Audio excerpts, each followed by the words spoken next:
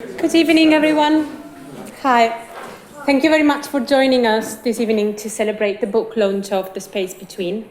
That, as you may know, is the book is a newly released third part of the intended collected works of Alison and Peter Smithson, and is complementary to the volumes The Charge Void Architecture and The Charge Void Urbanism. Tonight, DSDHA have invited Professor Max Risselada to present both the content of the book and the story behind its publication. Max Risselada is Professor Emeritus at the Department of Architecture at TU Delft. His research on modern architecture has resulted in a number of highly acclaimed exhibitions and accompanying catalogues, amongst other the Round Plan versus Plan Libre, comparing the work of Adolphe Loos and Le Corbusier, and Team 10, In Search of a Utopia of the Present. As a teacher, Risselada was also most influential, not only by studio work, but also by helping setting up such important platforms as Archiprex, Europan in the Netherlands. He currently runs the architectural collections and production departments at TU Delft, as well as lecturing internationally. After his presentation, Max will join Deborah Sond, Susanna Hagen, Dirk van de Heuvel, Ana Balos Ramos to discuss some of the issues related to the book and more in general to comment on the work and legacy of Alison and Peter Smithson, who were not only influential architects, but also educators and incredibly prolific writers and editors. Deborah Sond, who will be chairing the discussion, is a director of the award-winning architecture and urbanism practice DSDHA. She's currently leading the redesign of the public realm between Tottenham Court Road and Gower Street, which is just around the corner on our doorstep, as well as the refurbishment of the Smithsons' iconic Economist Plaza. She is also active in teaching and research. In 2014, she completed a PhD thesis as part of the RMIT Practice Research Programme, as well as a research fellowship in the built environment awarded by the Royal Commission for the Exhibition of 1851. Moreover, she's the Commissioner for the Independent Transport Commission and is on the founding faculty of the London School of Architecture, the LSA.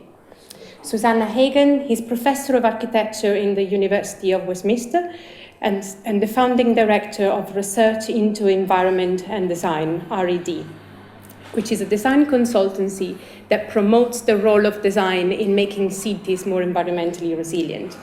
She has published a number of books. Most recently, she wrote Ecological Urbanism, The Nature of the City, which looks at the role of design in making cities more environmentally friendly. During her career, Susanna was head of research at the Royal College of Art School of Architecture, as well as the University of Brighton, as well as teaching at the University of Brighton and here at the AA. Dirk van de Heuvel received his PhD in architecture from TU Delft, where he teaches as an associate professor. He's the head of the Bakema Study Center in Rotterdam, as well as an editor of the publication series Dash and the architectural theory journal Footprint. Dirk curated the exhibition Open, a Bakema celebration, for the Dutch pavilion at the 14th Venice Architecture Biennale. He previously worked as an editor for the Dutch journal Oase, and has co-authored together with Max Risselada a number of publications, including Team 10, In Search of a Utopia of the Present in 1953-1981, and Alison and Peter Smithson, From the House of the Future to the House of Today. As a recipient of the Richard Rogers Fellowship from Harvard GSD, Dirk is currently developing a research project on new brutalism and British welfare state politics. And finally, Ana Balos Ramos is an architect. She's a principal at Balos sorry, it's really difficult word to pronounce. Researcher, educator, and curator. She obtained a doctorate in architecture from the Universidad Politécnica de Valencia with a thesis titled Alison and Peter Smithson, The Transient and the Permanent. And she has taught internationally, and at the present she's teaching at the School of Architecture at the University of Valencia in Spain. So after the talk by Max, there will be short presentations from each of the speakers, which will be chaired by Deborah, as I said, and then we will have a Q&A and there would be drinks offered by the AA and the opportunity to buy the books and approach the speakers for a more informal conversation. So I'm just going to leave the lectern to Max. Thank you. I hope I will keep the sequence and not turn the picture back each time, which I most do. Thank you so much for bringing me here for the presentation of the book, which we worked hard on together with my with the designer, not my designer, but the designer Jaap van Triest, who is also in the room. After we already had 3 other presentations, one in Berlin, because the Smithsons were very much attached to Berlin. They once wrote a text, "Berlin as an Island in Our Mind," one of those beautiful poetic titles. Of course, it was also the institute in Rotterdam, and then also in Newcastle, in the place where the Smithsons were, the region where the Smithsons were educated. But because in the AA it's very important that it is here, because this is also the place where the Smithsons, with ups and downs, came to teach several times. It was here already in the early 60s. I was informed by friends, the lady who took care of the slide library, we worked with slides in that time, about them, respectively describing them as being a lion and a donkey, whatever that meant in that time. But of course, I was very curious to hear more about them, without meeting them, of course, personally then. However, I knew them by the media, in particular AD, where their stance and musings were regularly published, and the projects and realized works were extensively published. There was, for example, a complete issue devoted to The Economist. This interest was also stimulated by their Team 10 buddies, Jaap Bakema and Aldo van Eyck, who were my teachers during these years. In fact, my final project for the refurbishment of a station in Utrecht is highly influenced by ideas and related projects of the Smithsons of that period. The cover of the book. This is about the period in which I'm talking about. It's mostly the period of the 60s. And projects like the competition for Berlin Hauptstadt and also the Mehringplatz were the projects I admired deeply. And this is the project I did for Utrecht station.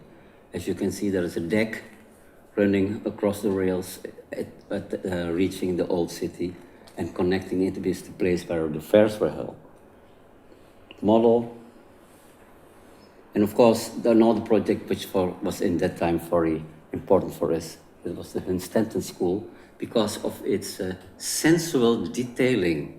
That sounds very strange to say that, but the way, let's say, the different materials are, let's say, integrated, the way how the concrete was in the profile of the beams, I think is a sort of, so the steel became a sort of sensual thing, I felt at that moment. And in that sense, it is not a Miesian building, in my opinion. It was also the issue in AD about Ray and Charles Eames, edited in '59 by the Smithsons with the title An Eames Celebration, which stimulated me to work at their office in Venice in the beginning of the 70s. And when I became a teacher myself in the 70s, their ideas and works were already part of the curriculum of our group within the chair of Bakema, like some of the projects which were presented in the so-called Valley section of 1953 in Aix-en-Provence.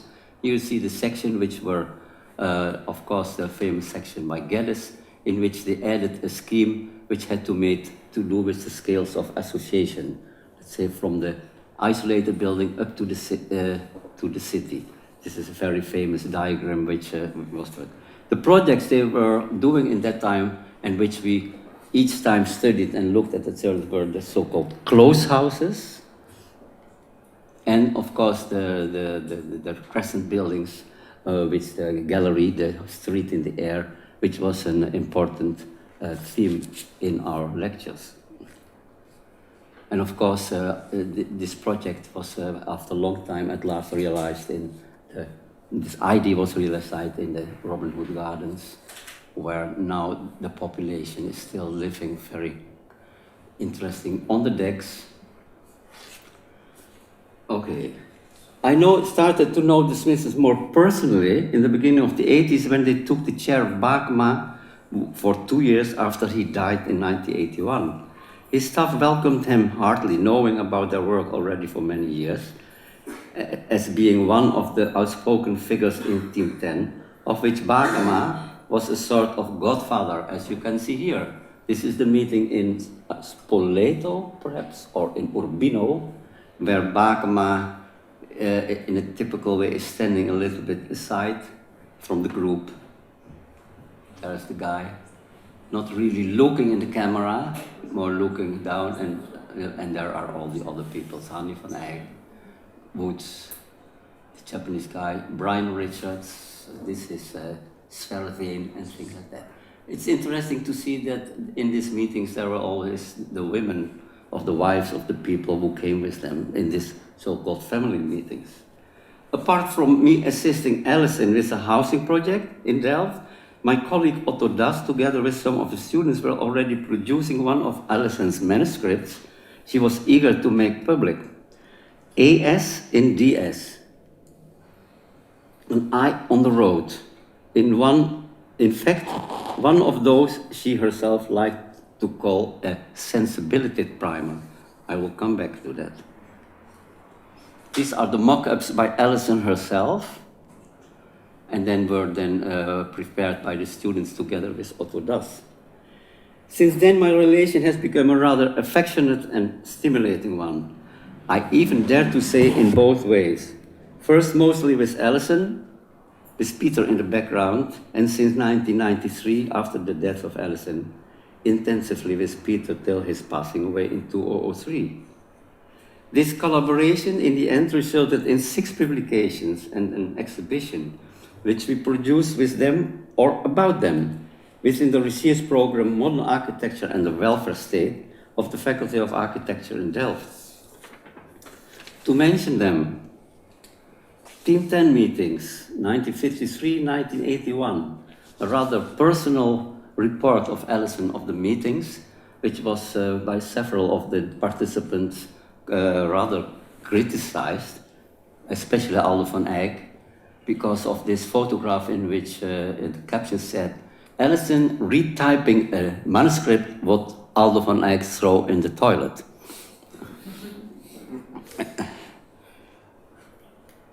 Oase, 1951, being a result of lectures given at a seminar on occasion of the presentation of the exhibition Climate Register at our faculty, which was produced at the AA by Peter Salter and Peter Smithson a year earlier.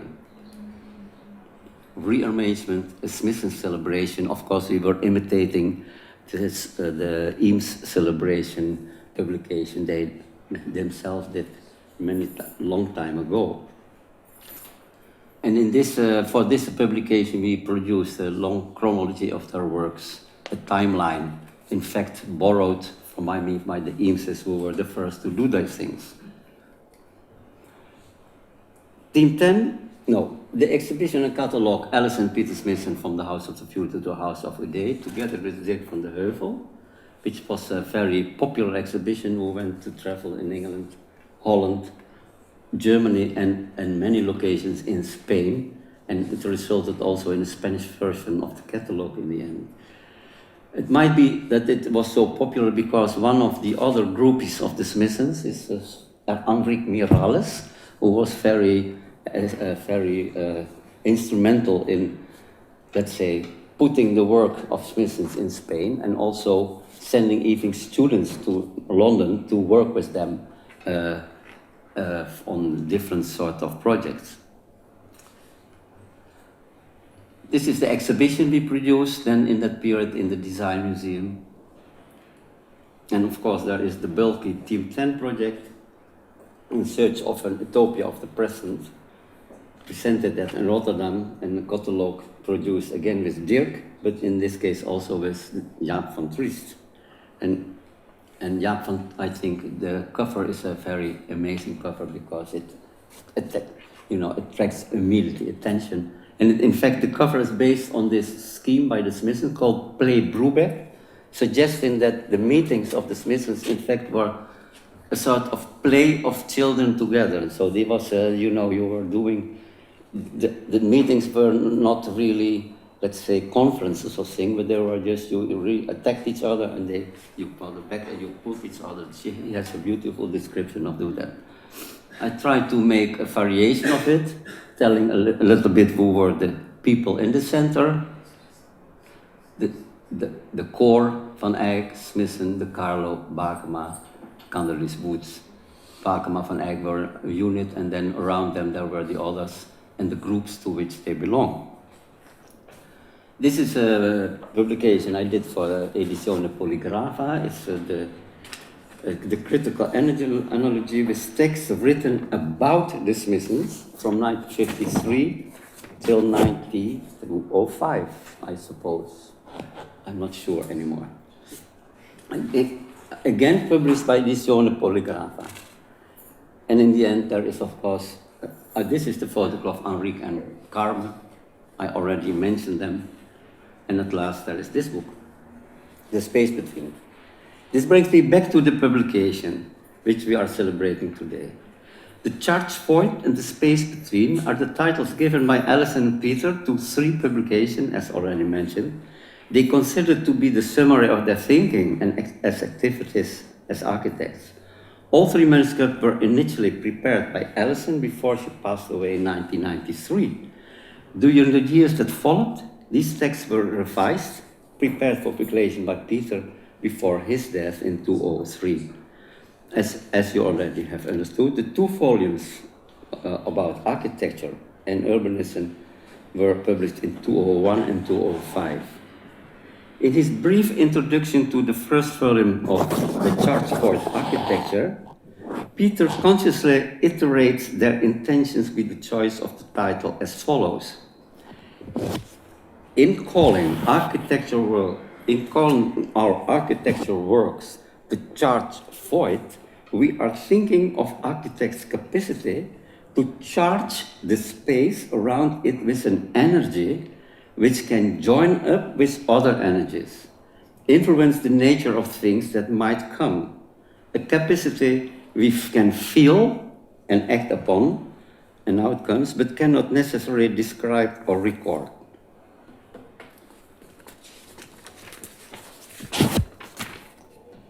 The third volume, The Space Between, remained unpublished for over 10 years. A complement of the Charge Void books, this volume is a reference work which richly illustrated, mostly photographs taken by the Smithsons themselves. In this volume, the pair seeks to capture the identity of places while traveling and looking around, whether in Britain or in specific locations around the world, that caught their fascination. In addition, the Smithsons formulate what they call a sensibility of place, a notion developed over several years and already made public in many texts they like to call the so-called sensibility primers. Some of these have been published, but many are still awaiting publication in the Smithson Family Archive in Stamford. One of the best known is, of course, the shown AS&DS, An Eye on the Road, on occasion of the presentation of the book at the faculty in Delft. Alison wrote, AS&DS adds another document to those sensibility primers that are intended to touch the 5 senses. The aim of all primers has been to facilitate change in response, attitude, in patterns of use, in architecture and urbanism.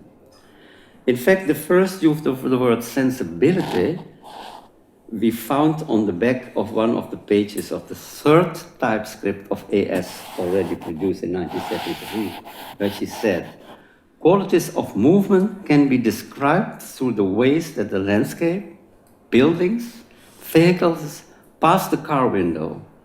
The permutation of movement within the capabilities of the private car can thus be experienced in the pattern of things seen from it. Monitoring the sensation of movement so can raise mere mechanics of movements to a level of appreciation, given thereby a taste of a sensibility of movement. I decided to read some of these texts because of the language of the Smithsons, which I think are rather poetical. And you are really in the beginning, when I started as a non-English spoken person to read them, it's very difficult to come into them. You really have to read them several times to really, and for many years, and really think, oh, it's about that, especially if you relate it to their projects. We became aware of the existence of the manuscript of the third book during the preparation of the exhibition From the House of the Future to House of Today, when, after the passing away of Peter in 2003, we could enter at last the little archival room at Cato Lodge to discover that well-ordered archive by Alison and the many versions of still unpublished manuscripts. This was a generous gift of the Smithson children, who decided that our project should continue also as a homage to their parents. This is the little archive as we found it after, when we could enter it. Photo by Sandra Risselada. This is me working in the souterrain on the project of the Hexen House. You see, these drawings were just put everywhere on the ground and things like that. And this is Dirk typing some document while the grandchildren of the Smithsons were playing in the garden. It was a wonderful summer, I remember, for some weeks. Then we also discovered that the box of the file of the space between those texts and illustrations were missing. And we really did a big job to find them back. In fact, we found them back in New York with the designers who had been disappearing to China at a certain moment, so that they were not available anymore. And at a certain moment, I started to look at Google. I also use Google sometimes now. And then I found the name of the guy, and he had been presented in a photo gallery in New York. And so I phoned the guy from the gallery and said, oh, Zedong, yes, they are back from China. So we went to see them, and they were very happy to give us the boxes with all the material. It's a very strange story in relation to this book.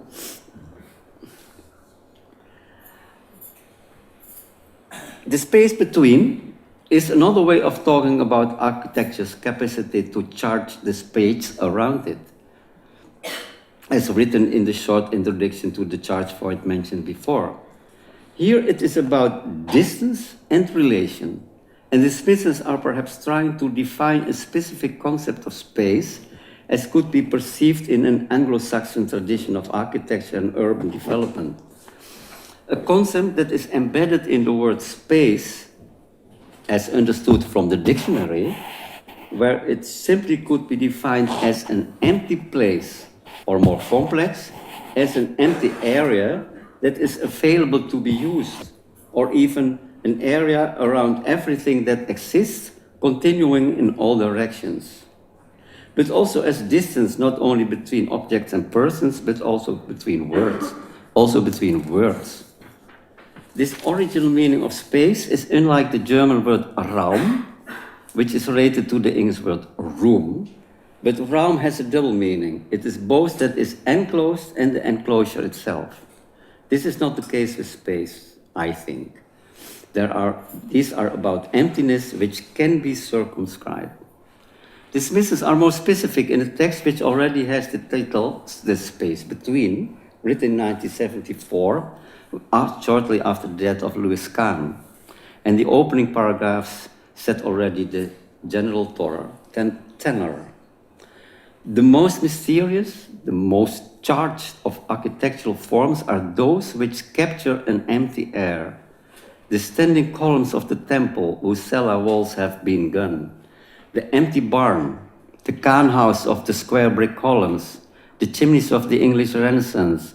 Such forms are double acting, concentrating inwards, radiating buoyancy outwards.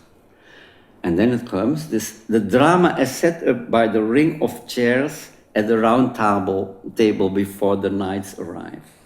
Beautiful.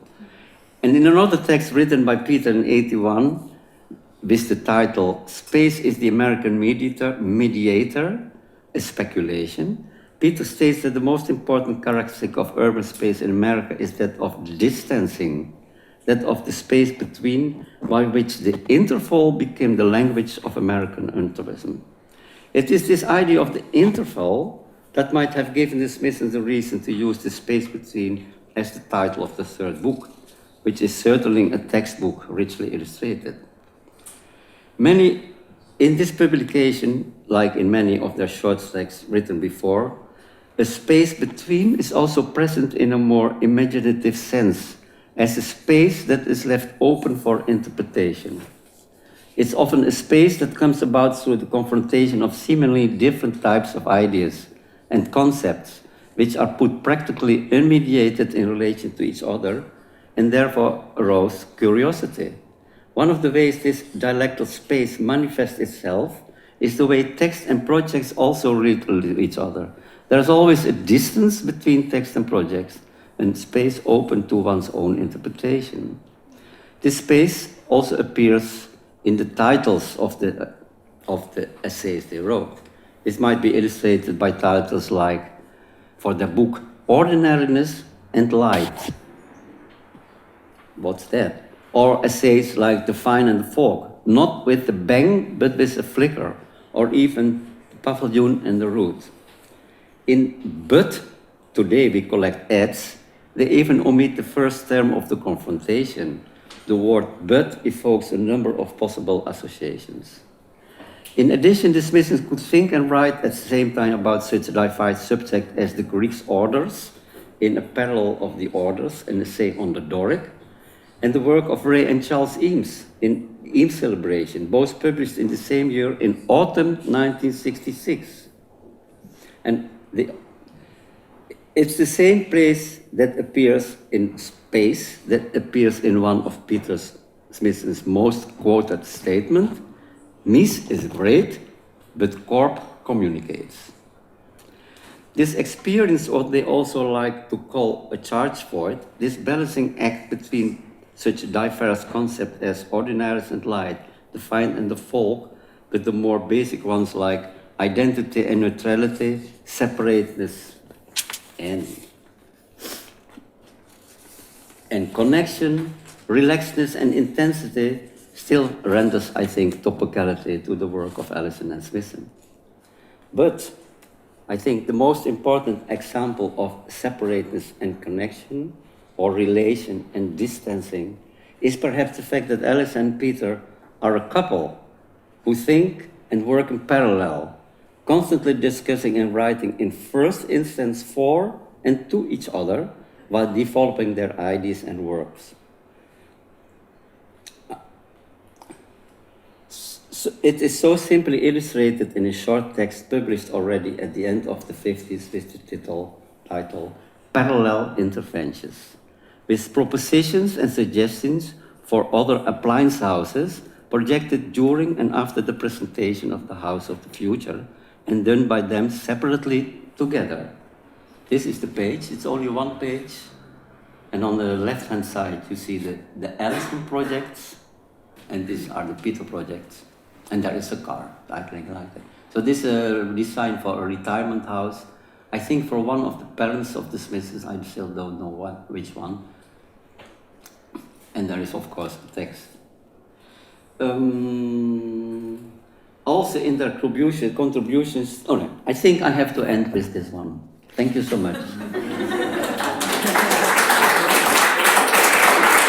I would like now, after Max's presentation, to take a close look at the cover.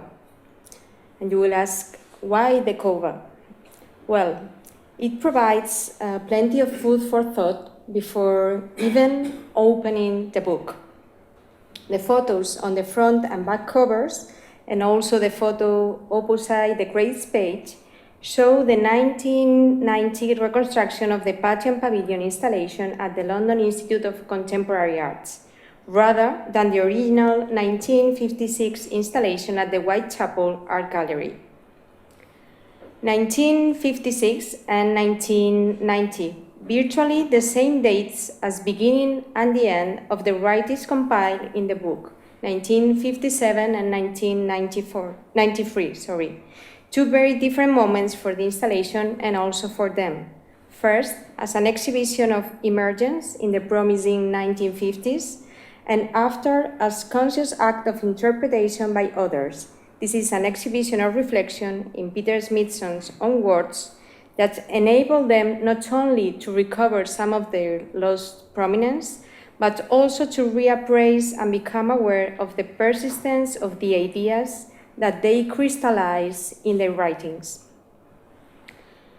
Looking at these photos now, that's not merely confirm the constant reinterpretation of their work, but deliberately encourages readers to take another look at the material in this book, restating the installation and its concepts once again, 25 years later. Both photographs offer complementary points of view about Alison and Peter's different approaches to the perimeter and present the contents on display from new perspectives. The series of photos taken from different angles give an overall impression of the atmosphere inside the gallery. These points of view seem to expand the space between their gaze and their reflection, between the ideas on show and those yet to come, like the interstices in their own work and their writings, such as the charged void and the space between, and in Alison and Peter themselves. As occurs with the photographs, rather than the objects on show, the space between emphasizes relationships in the places that lie beyond their architectures, and how these architectures affect and define the spaces outside their perimeters. It is no coincidence that the title, The Space Between, implicitly suggests the existence of material, even though it is not the focal point. Thus, the many different architectures put forward by the British couple suggest connections between their work and their benchmarks, and suggest relationships between words and images, but they also provide links between Alison and Peter, who emerged as two authors with a voice of their own, who held a totally coherent conversation lasting more than 40 years. And this conversation extends far beyond the pages of this book. Exhibitions and photographs, two powerful vehicles for conveying their ideas, together with their writings, for sure, during the early, emergent, and reflective periods of their career, opportunities for asking questions and finding answers, back and forth, because, and I would like to quote, each inventive architect refuels his energy by connections he sees. And I would like to add that the connections he sees in the space between. That's it. Thank you very much.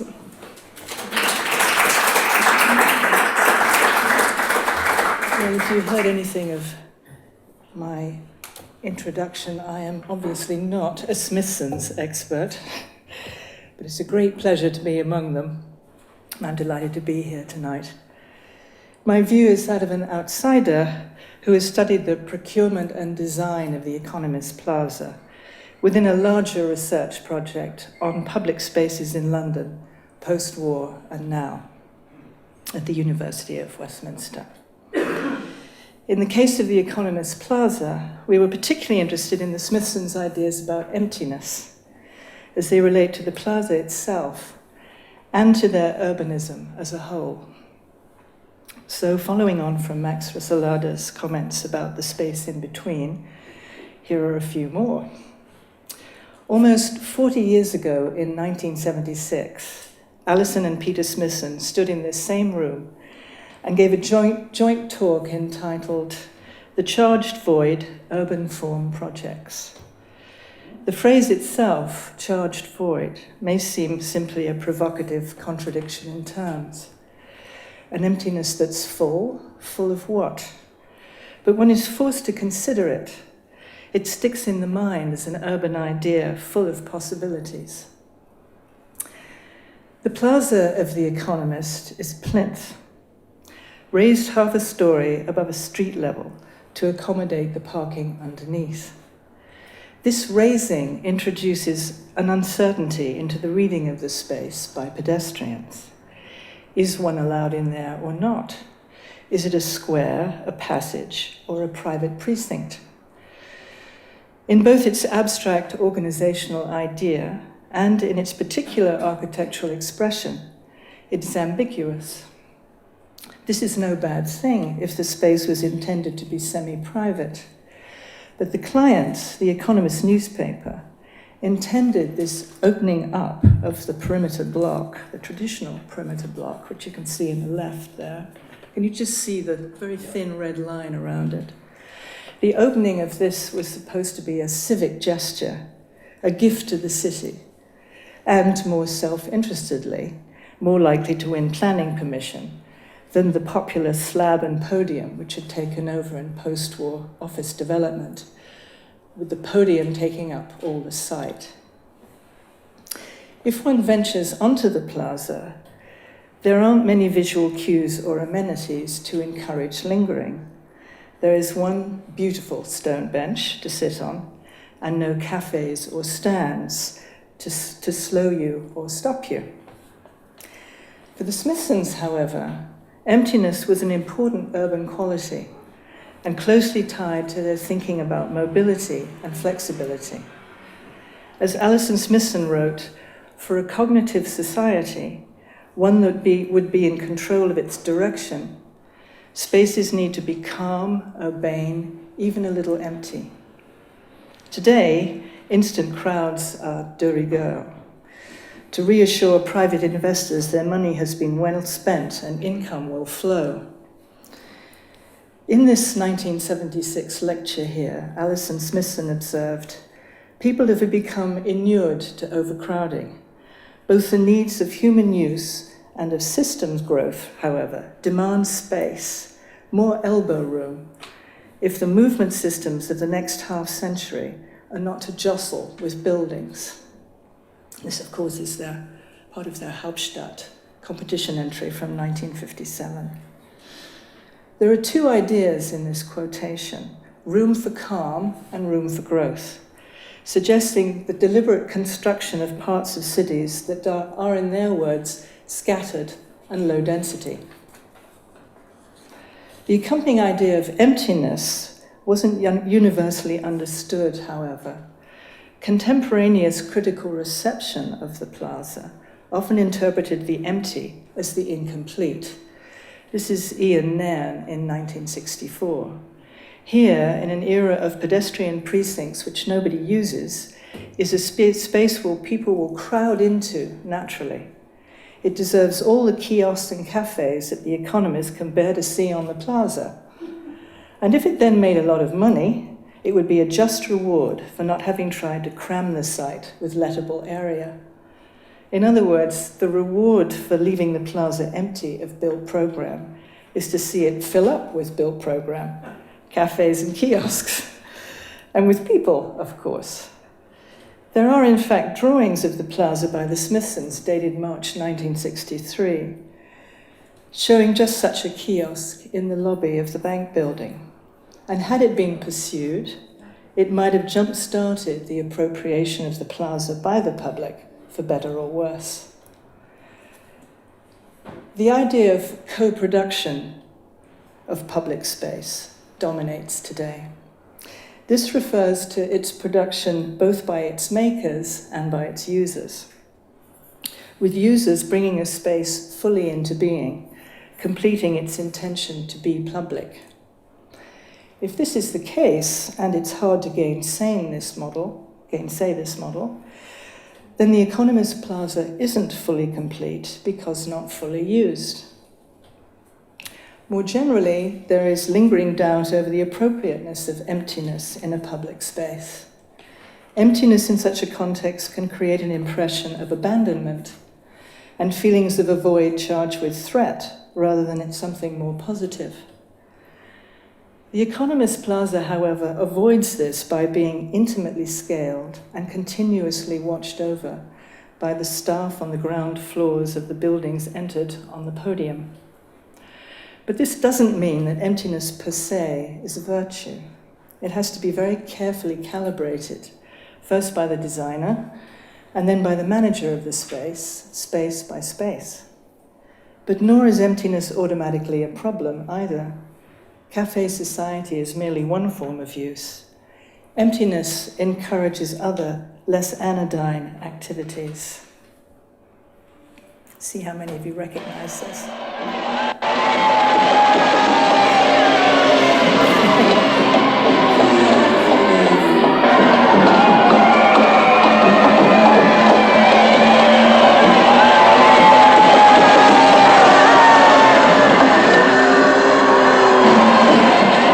That's the rather mysterious opening sequence to Antonioni's Blow Up from 1966, starring the Economist Plaza. Thank you.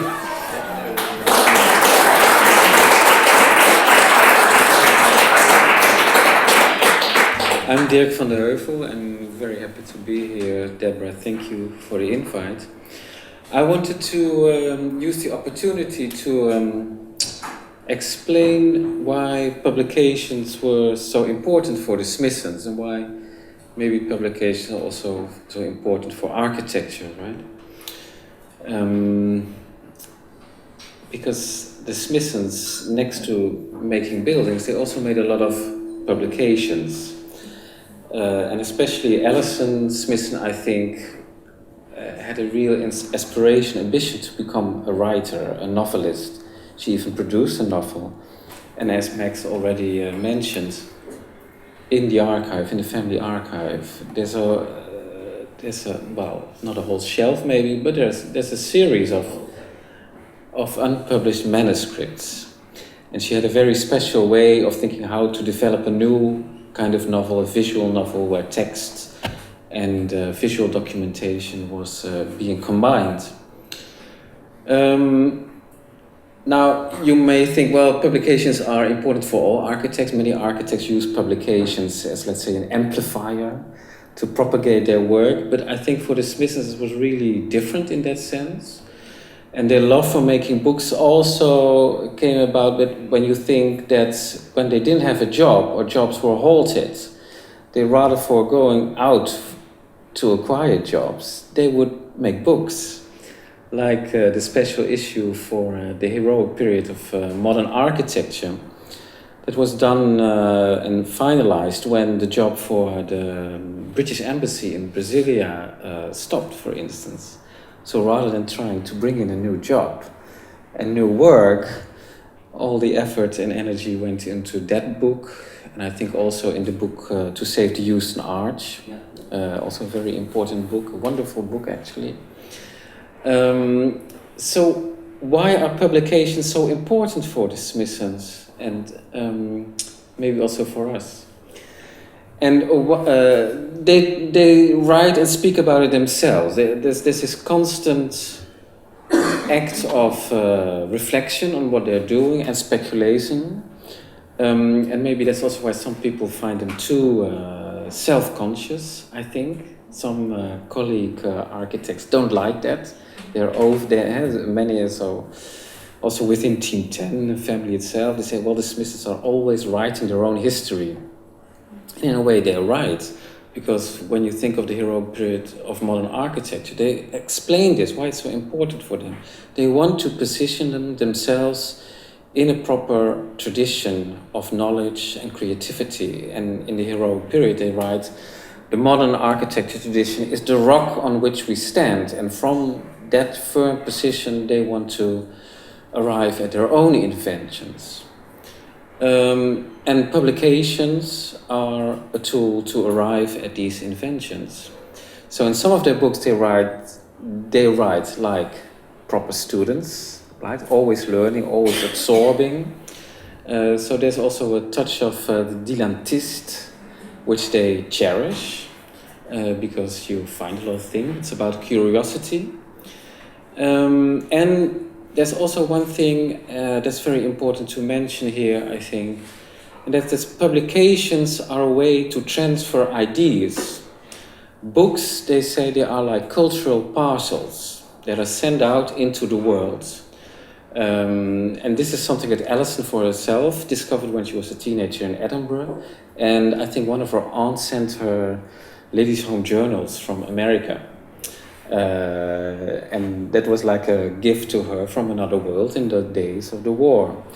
But they also talk about the way publications are translated, or the way publications, manuscripts in particular, also the ones from the Renaissance, are finally published many centuries later, unwrapped as a message from another world and another time. So books enable architecture to travel across continents, across countries, across cultures, and across time. It's very important. And books often, although they seem sometimes stuffy and dusty, they travel through time in that sense also to us. Also these manuscripts, I would say, the Charles Foyt manuscripts, because the first volume was published about 7 years after Alison died, right? And Alison started to work on that monographic exercise of their own work. And when the second volume was published, Peter had died already 2 years. And then this year or last year, I don't know exactly, finally the third volume came out. So you see there is a delay, and which is necessary, I think, to look at the books fresh again. And also, just now we discussed, whenever you take up a book after a while, and you have been reading it first, and when you pick it up again, you discover new things, and you think, was that really there? Didn't I see it before? It's also because you yourself change. It's now working with other questions.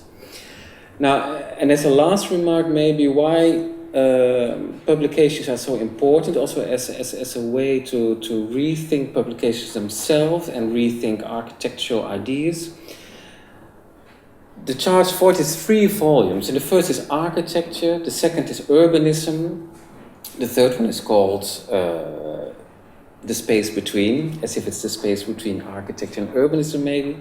But it's also mostly about texts, and it's a very particular selection of texts, if you know the Smithsons' writings, as if they were working on a new book again. And it's not, but it's even different like that, because first I thought, okay, because I was looking again at these books and rereading them. First you have, of course, the architecture project, yeah, logic, and then you have the urbanist project, yeah, okay, there's also logic, but in fact, the same projects occur in the same books, so it's not that straightforward. It's as if the second volume is actually commenting and reflecting upon the projects in the first volume, and with the third volume we have the same situation. So what you're looking at is a continuous, let's say, regenerative principle, a shifting of the perspective that I think is productive in the sense of bringing up new ideas, teasing them out, and it's one of the ways, one of the reasons I really, got myself interested in the Smithsons, and I think it's still, very inspiring and always worthwhile to pick up a book by the Smithsons.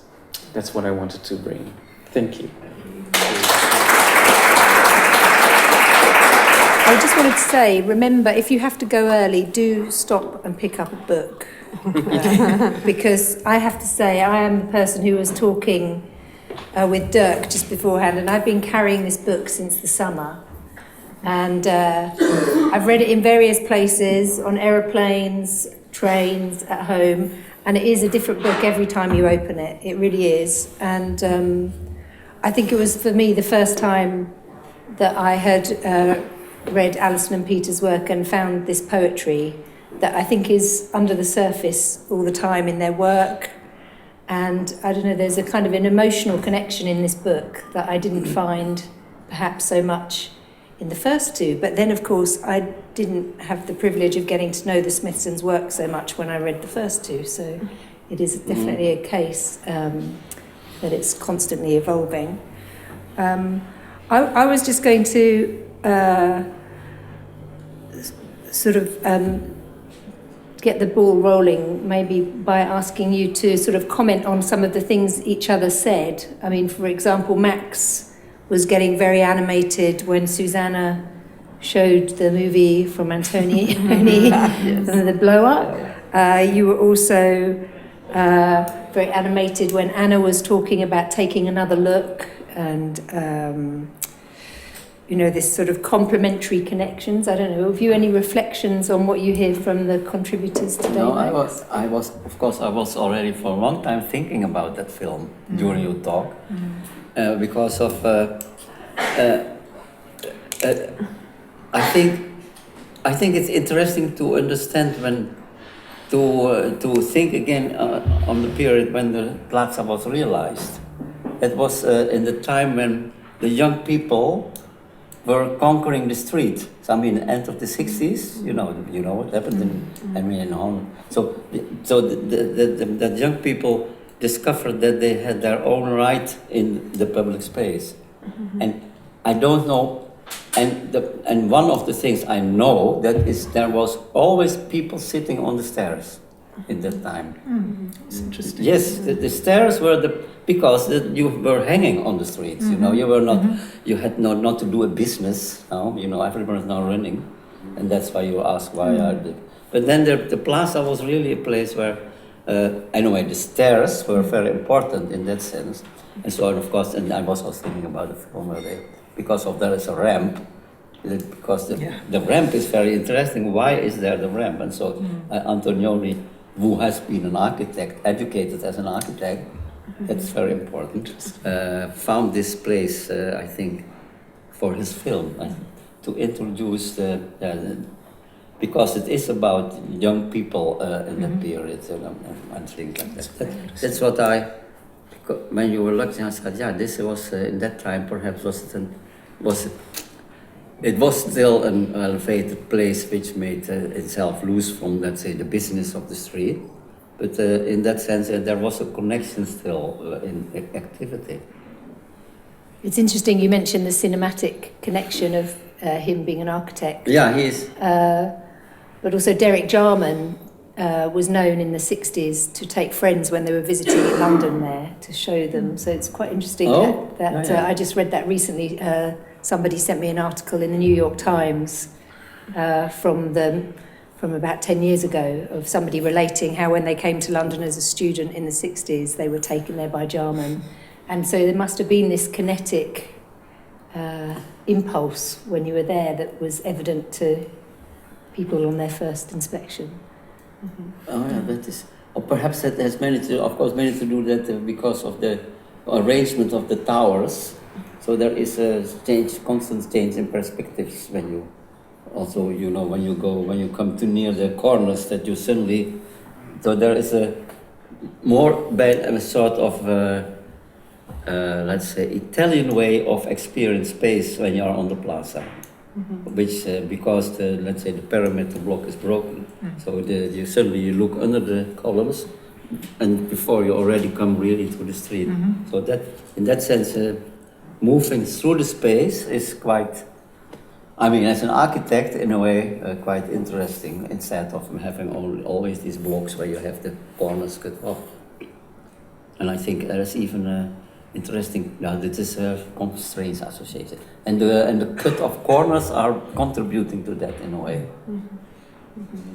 Because I remember that Peter Smithson once said there was always a big sort of fight between Aldo and Peter Smithson in Team 10, and he said, "Oh, but Aldo stole my cut corners," because it was a very conscious act to do that. I think from that building. That might be a sort of comment on my jumping up when you showed the film. I'm very curious to know whether the younger people in the audience are familiar anyway with the Economist Plaza. Does it feature in your lexicon of buildings? Because I find it doesn't feature in the younger generations. And I wonder if it's vanishing. Anybody brave enough to comment on that from the floor? You can confess if you're not a participant in the love-in. There does seem to be a break. So I just wondered if... It doesn't as much as it should. So it's mentioned, but is not explored to the depth that I personally think should be explored at. So were you trained here? Or No, where were you? Kingston University. So it is, their work is something that we explore during teaching, but it's, I guess with any university, you have a certain amount of time, and then you have to explore such a broad range of architects and work that you just drop names and then it's up to students to explore. It's extraordinary, isn't it, when a resource like this is within touching distance. We're getting very familiar now because we're on site with the Economist Plaza and we're regularly fielding European students coming on a very regular basis. In fact, the client, he is a trained architect from Switzerland and he himself came to the Economist Plaza and was taught about the spaces maybe 15 years ago. But sorry, the gentleman here wanted to say something. Did you? Thank you. I think it brings up numerous concepts in my thoughts and experience. I mean, first of all, I remember at the AA at the time, it was space is political. No one's mentioned that. And I'm very aware of how, it may just be me, but I have met numerous people who say the world's incredibly unbalanced, unprecedentedly unbalanced at present. And with this in mind, the fact that space is political, and in the 60s one had the freedom to occupy it without any commerciality, I think is relevant. I'm also reminded, that Shakespeare said, the world's a stage, and we're all actors playing our part. And I think that's quite interesting as well, because you have the freedom. I'm reminded of my visits to Venice, for example, and I actually love empty alleyways and pedestrian routes through urban spaces. I think it's wonderful because it allows the opportunity for meeting, sitting, reflecting, reading, listening, and all those other things which I think we're forgetting in this mad rush to consume all the time. So the other thing I just wanted to bring in was the idea of, I don't know if you've ever heard of Elie Segal. I'm very, very taken, when I discovered it in New York, there's a school, he's dead now, but a philosopher, and he believed very much in the coming together of polarities. When polarities come together with a certain amount of contention and are resolving their polarities with communication, that is the production of a beautiful thing. It's his definition of trying to define what really true art is. It's the coming together of two unresolved polarities. And I think that's extremely interesting as well. The negative and positive spaces. And so it goes on. I just have a lot of thoughts by that. I won't go on anymore. It's too much. I was certainly thinking about, because the Economist Plaza is in fact when you walk in, it's very strange. I was in Paris before, here, and then I once again walked in Saint-Germain. Was it in Saint-Germain? Paris, the Place de Vosges? No, it's the Marais. In the Marais. No, I mean that little square which is so silent in the middle. This in Saint-Germain is another square, which it is, let's say, in the street blocks, and it is then there are two little alleys going to a very quiet place, which is in fact a public place. Everybody can go there, but no, in fact, only the curious ones go there. I mean, the point is, perhaps you should also make places for those who are curious instead of for everybody in a certain sense. And so, in a certain sense, the Economist that is half private and public sort of feeling which you really feel when you walk there, is a good thing because of that ambiguity we're talking about. So that for those who are curious, they go there and then they experience something which I don't know what it really is. And I think this is, and of course the photo, it's very, you have to really look very well at the photographs which are making by Michael Karapetian, who photographed the Economist in that way, so that the people who are there, whether they are walking with their heads on the top or it's always a sort of, like they are a sort of stranger in that space. Those photographs really express that, I feel. Do you know the photographs of the Economist, the famous photo by Karapetian, which are sort of iconic photographs of the Economist in a certain way? Anna, what do you feel about the representation of the use of photography and imagery? I mean, building on that point. I think that they were using all media, as the opportunities to build were very few. They were using every media just to express their own thinking and their own position about architecture. No? All the photographs, I brought also that one of Alison and Peter and Nigel Henderson and Paolotti sitting in the middle of the street, no? In the 1950s. One, yeah.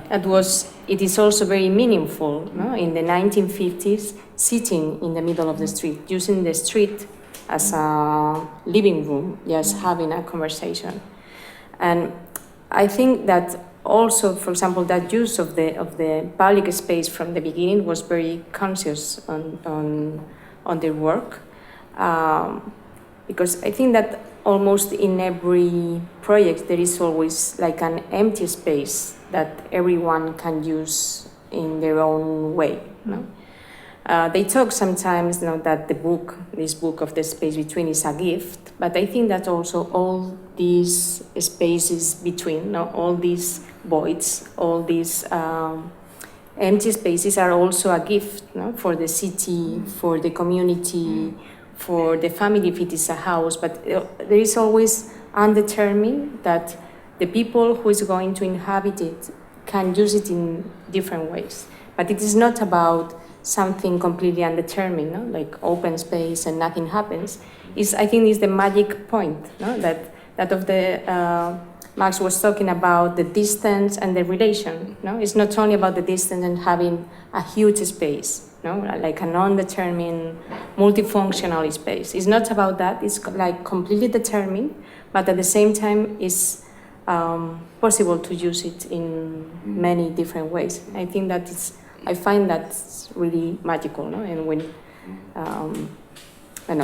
I'm designing my own practice, we are always looking for that, how to design and not leaving things open, but at the same time give the place for inhabiting, for make their own thing, for every inhabitant.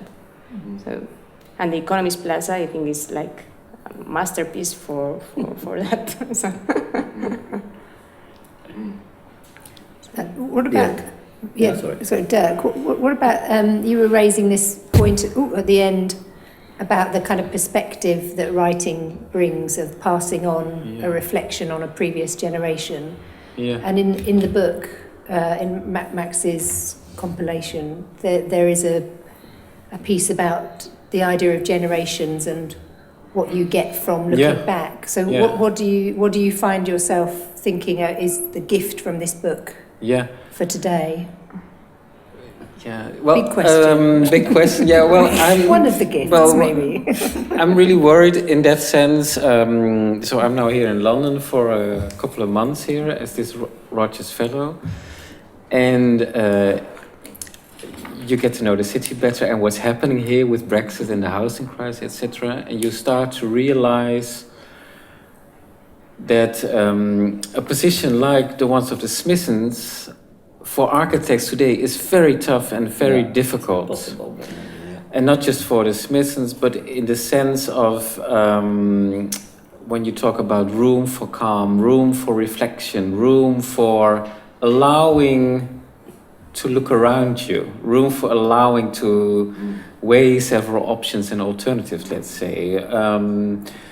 So there's like real room for choice, to make your own choices, rather than a monetized sort of society that you have today. So each little bit of public space today is being monetized at the moment. But it's also happening in schools, I think, at the moment. So room for reflection and room to think is really crucial. And you wonder, is it really allowed to be these days? So in that sense, this book is very idiosyncratic almost. So, Romanwood Gardens is being demolished.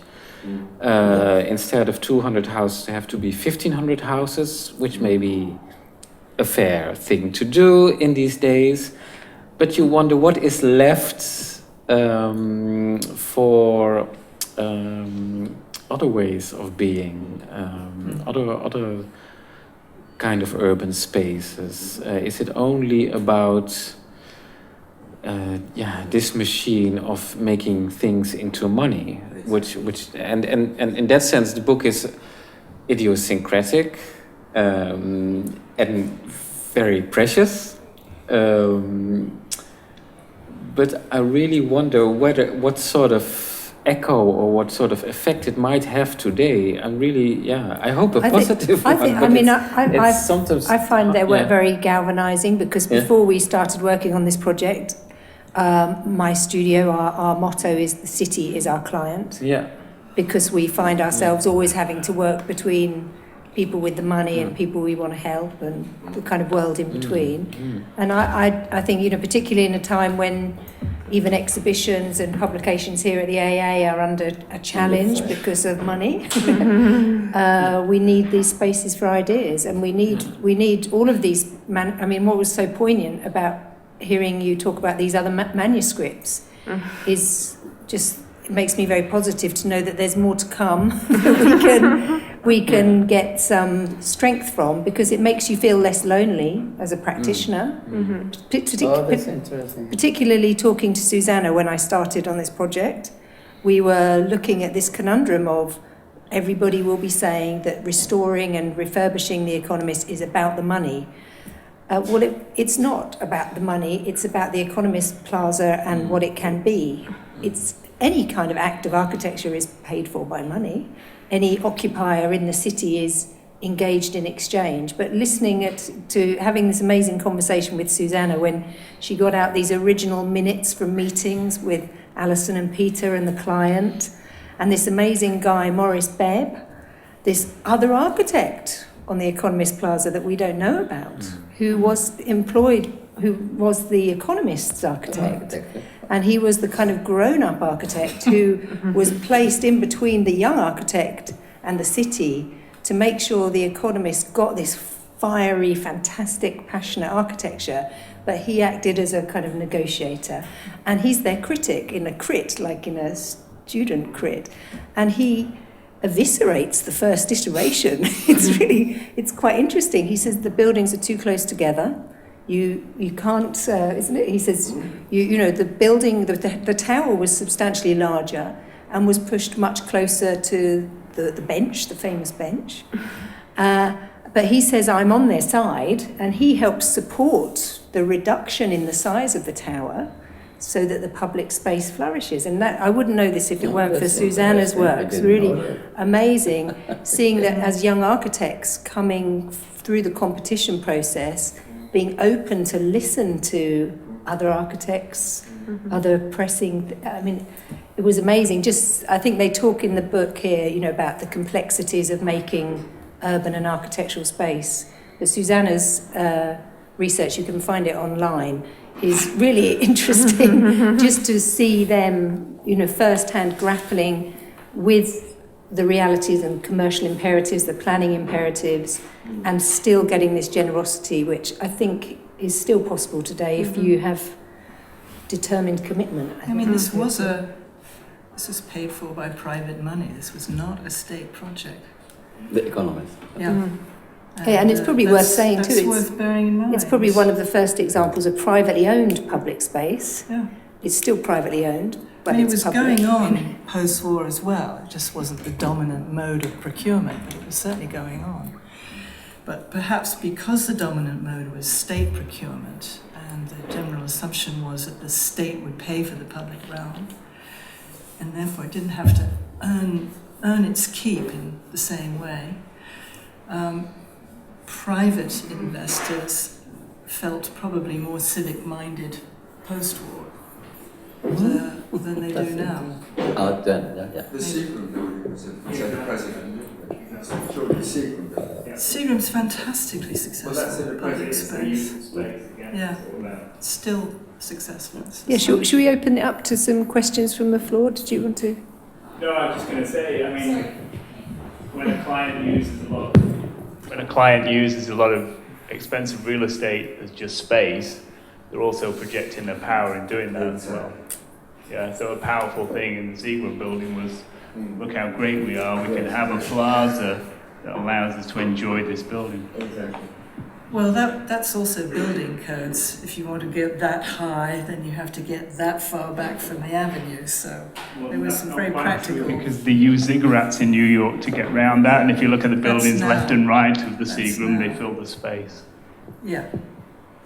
Yeah. It's a very complex.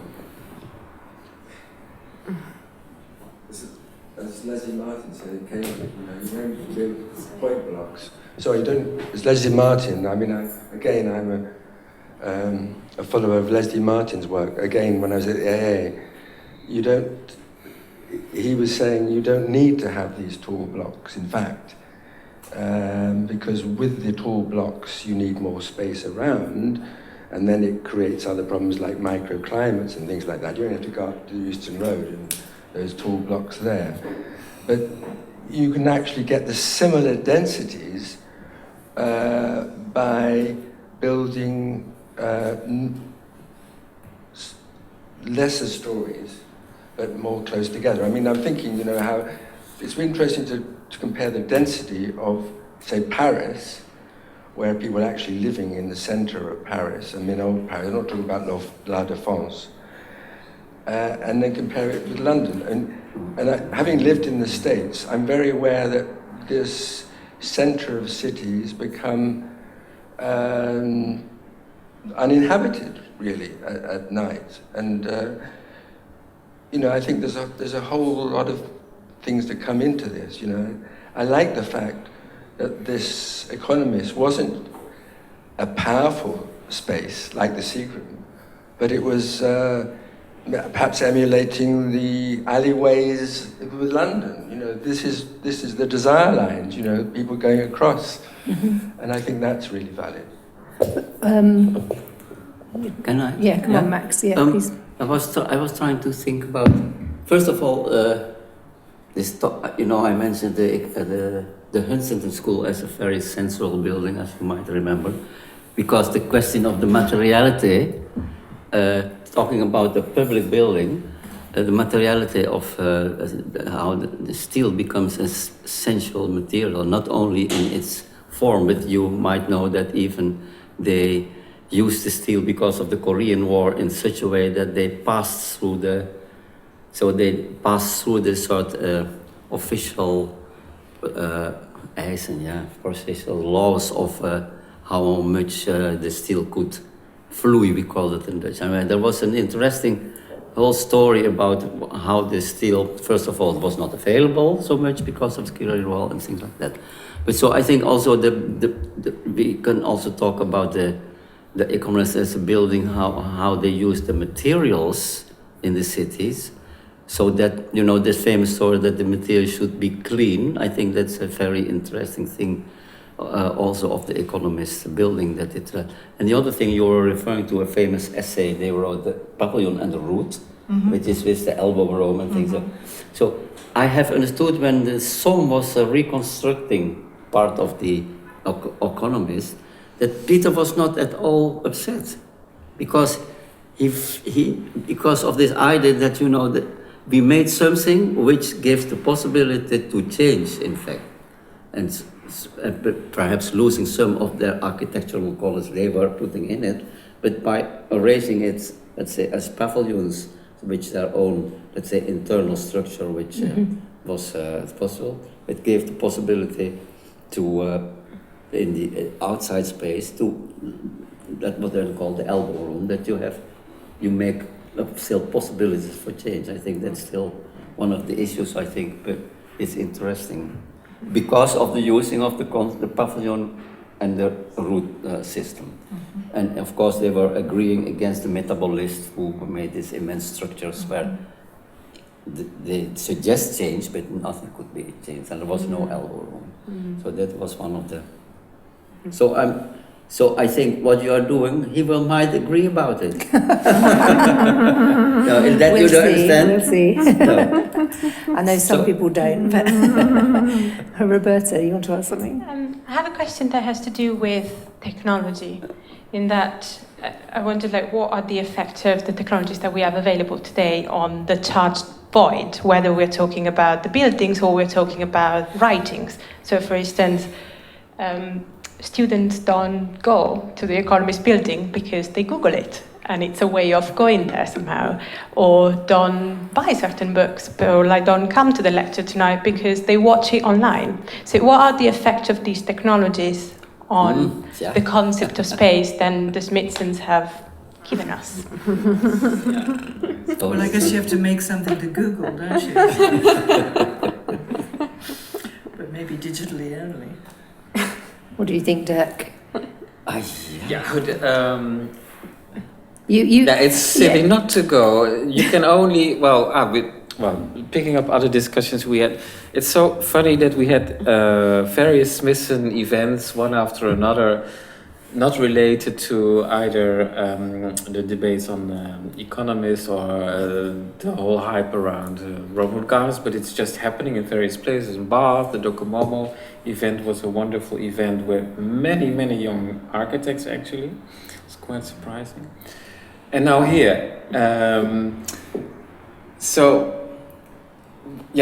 I think it's ridiculous to think that technology will replace the body. I mean, you lose, of course, something. That's, of course, why people are so anxious about these technologies taking over, because we will lose things, qualities, etc.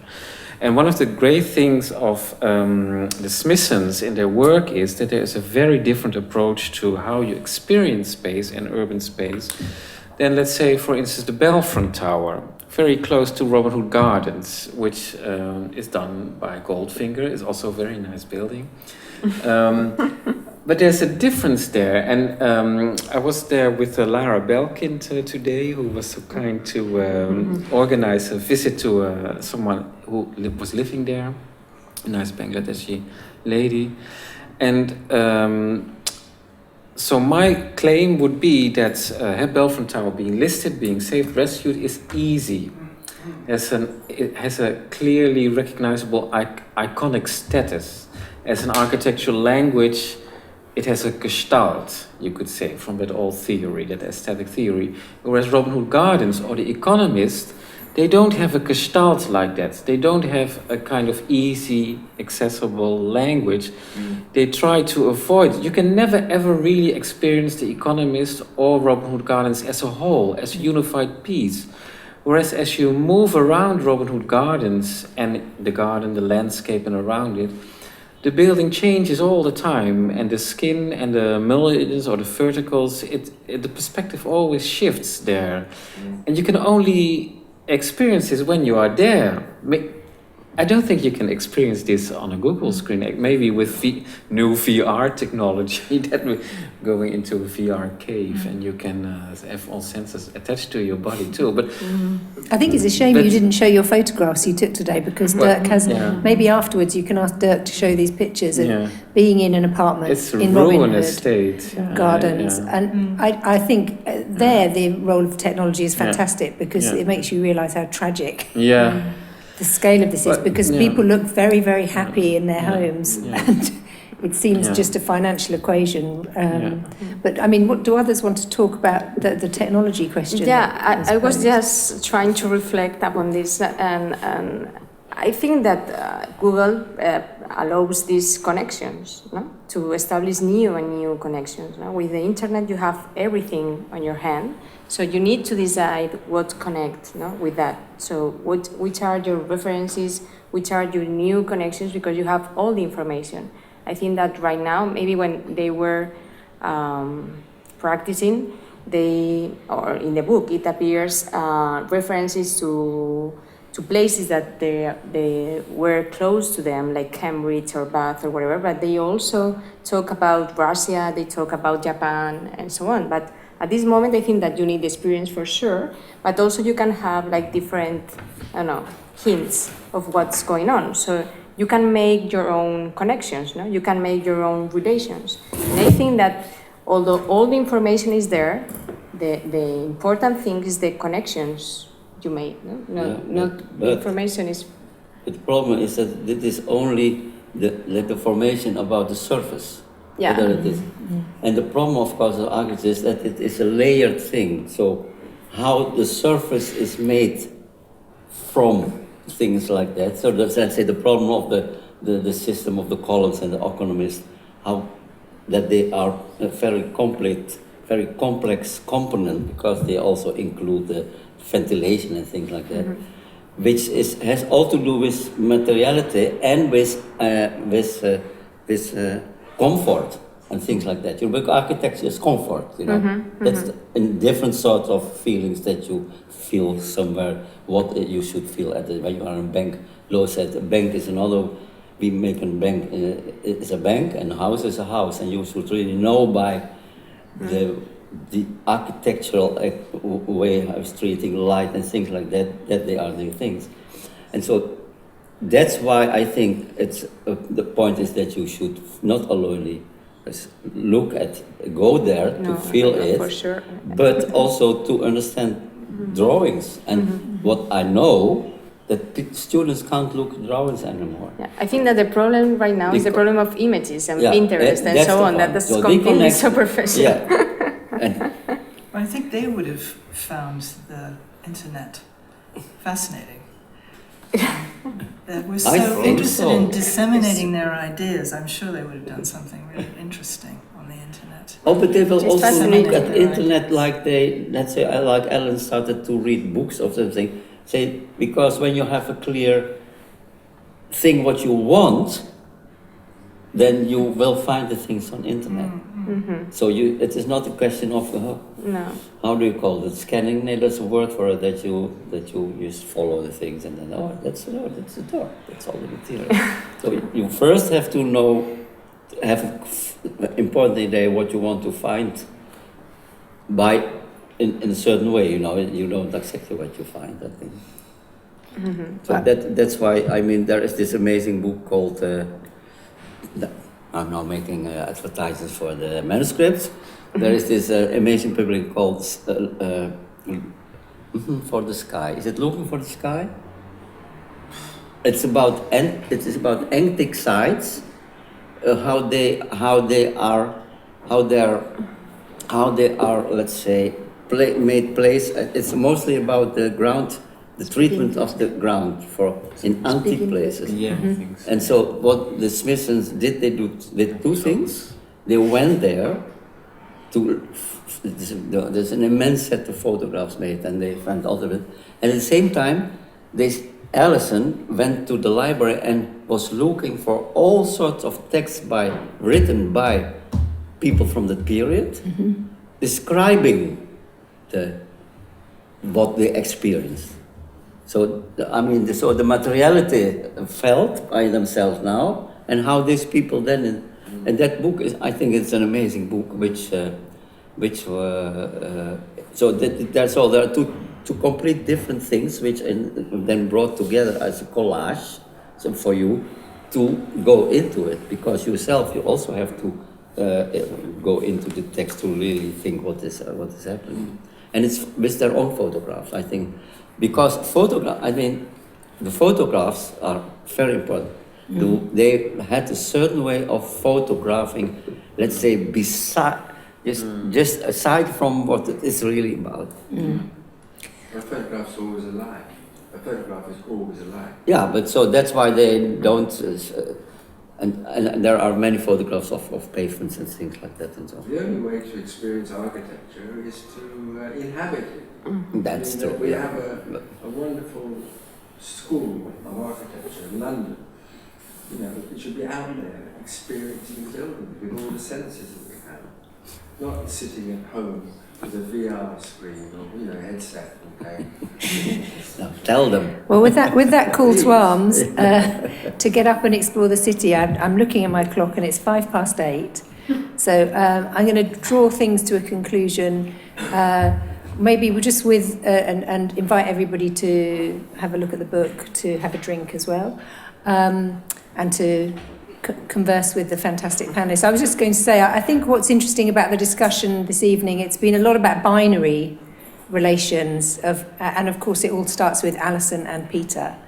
But I think what's brilliant about the trilogy that's come out is I think it captures more, from my understanding, this idea that there's a discourse between more than two things is what the city is about. It's not good, it's not bad. It's much more entangled and complicated than that. And I think I'd just like to say a huge thank you to these wonderful panellists that have come a long way to be here this evening. So thank you for your attention. Thank you.